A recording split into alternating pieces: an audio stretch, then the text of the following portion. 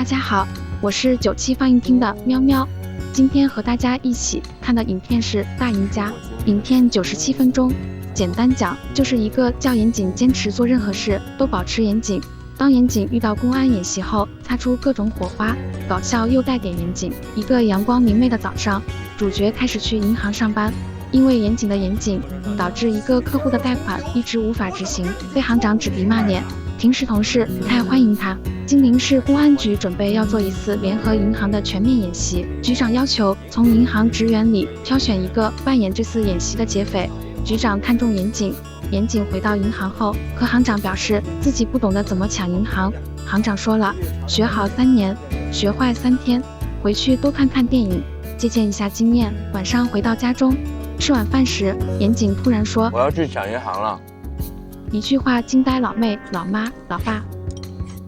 开始了3天的紧急训练，跑步、做案前的资料收集、计划布局、熟悉周围环境。然后演习还没开始呢，就被广场大妈给集体识破了，叫来警察，严谨也就被带回警局。事后警察得知只是为了演习而准备，也就没事了。腾格尔老师说了，不是所有人都有机会合理合法的抢银行。出发，劫匪之身进入银行，一下就被便衣民警给认出来了。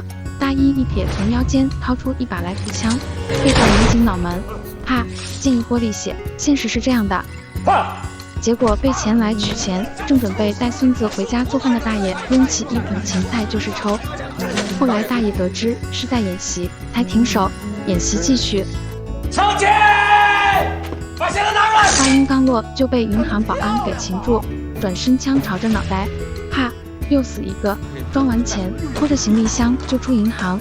小妹早已在银行门口准备接应，钱还在银行门口呢。再次回去取，结果钱太重了，60多公斤呢，连人带钱再次停留在原地。此时来不及了，已经被警察包围了，只好回到银行里面劫持人质与警察对峙。而此时同事觉得劫匪就应该被警察直接击毙。首先，为什么同事们和民警想赶快结束演习呢？民警儿子今天过生日，胖子同事今晚要见未来的丈母娘，瘦子同事今晚要看球赛，短发女同事牙疼想去看牙医。但是严谨做事就是讲究严谨，认真对待这次演习。为了把所有摄像头都遮住，也不知道哪来的口香糖，全让孟鹤堂一个人造。看这造的，估计得好长一段时间都不想再碰口香糖了。真是有碰见这找警察呀！老姚，警方安排一位身经百变的女警，假扮成医生进去银行给孕妇检查，伺机制服劫匪。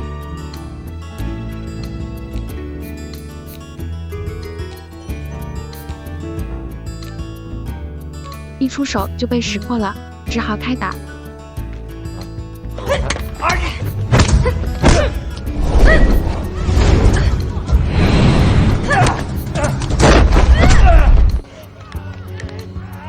任你再能打，抗得住子弹吗？嗨，又牺牲一个警察。此时已经是下午4点半了，短发女同事已经牙疼的难耐了，再次上前阻止继续演习。叶大哥，走走过场就成了，你玩过吗你啊？给你点阳光你就灿烂。结果就被做了运动了。再多嘴，我让你见识一下我体力的极限。一边的大爷说什么呢？真有孩子。对不起。劫匪回答个对不起，都穷凶极恶的。民警制服不了这么穷凶极恶的劫匪，当然只能特种部队出场了。楼顶有狙击手，后门有特种小队潜入，前门特种队长吸引劫匪注意力，准备个前后夹击制服劫匪。想法很美好，现实很骨感。正当都觉得这次劫匪跑不了了，刚从后门进入的特种小队很快就砰砰被电死了。第1支特种小队再次牺牲。这都下午5点20分了，原本只是过来走个过场的主持人孟非，见状突然来了兴趣，开始继续报道。由于警察的多次失败，导致激怒劫匪，所以劫匪准备开始杀人质喽。劫匪选中短发女同事，杀了人质之后，他就可以去看牙医了，一举两得。可是人家看牙医已经不重要了，重要的是有4个一身胸肌、腹肌的小鲜肉，当然不着急了。由于劫匪手里有引爆装置，楼顶的狙击手不敢射击，担心劫匪被击中的同时被引爆炸弹，伤到周围的警察和民众，最后当着警察的面击杀了人质胖子。此时已经是晚上了，这边在打牌呢，这边的短发大姐在为小鲜肉加油打气呢，这边的爷孙俩，爷爷见不得孙子受委屈，孙子看到爷爷钱包里的照片时，孙子此时心里突然有一种说不出的感受。警方实在没办法，只好找来严谨的父母，准备打感情牌。谁知道父亲竟然直接为儿子呐喊助威，母亲还现场为儿子征婚。严谨此时再次表示演习还在继续，可银行大堂经理不干呀，都几点了，还让大家陪你玩呀。可当得知严谨的妹妹因为小时候声带受伤，导致声音粗犷，银行门后两侧各有2名警察埋伏，路边停车后面有3名特警，对面楼顶有狙击手，看不清有多少人，哥你千万不要从窗口探头啊！宁愿让人当哑巴，也不愿意说话，却在这么多警察、民众面前用大喇叭为哥哥通风报信，都还在配合演习，是不是自己都应该配合呢？于是大家开始认真严谨的配合演习，可孕妇这时表示无法继续配合了，因为要生娃了，只好要求暂停演习，先送孕妇去医院，再继续演习。由于少了一个孕妇，劫匪要求更换人质，一个孕妇顶2个人质，劫匪挑选了一个摄影师作为人质。行长自告奋勇当人质，行长当人质是为了尽快结束演习，好和上级交代。行长以开除严谨的所有同事为由，要求结束演习。当局长表示演习失败时，小孩说了实话，打死的是那个行长吗？大家也冒着被开除的风险，指认行长作弊。局长听完很生气，直接把行长撵出去，并对严谨说：严谨，9点半，如果警察没有把你制服，这次演习算你赢。此时已经是晚上8点半了，大家也都开始为严谨加油打气。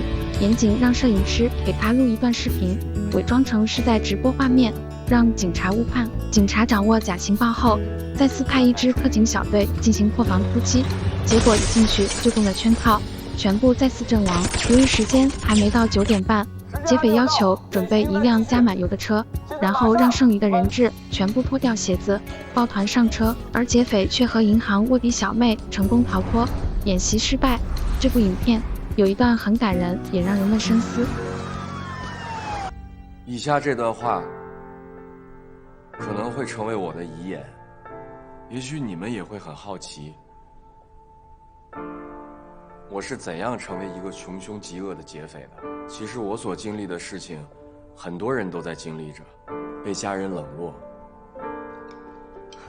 哎呀，撑死了！哎呀，吃饱了。被领导误会，被同事排挤。你们看什么呢？无论自己怎样努力，生活都不会有起色。于是我开始不满、抱怨，想要不劳而获。可能有的人不敢去抢银行，但是在这样的时候，他选择了去做其他错误的事情。希望现在的我可以成为你们的前车之鉴。当你发现自己的欲望超过了自己的努力和能力的时候，我想提醒你，千万不要踏上歧途，因为一旦迈出那一步，就永远都不能回头了。好了，影片也就到此结束了。喜欢喵喵的，记得关注喵喵的频道哦，一定要点小铃铛，才能获得更新通知哦。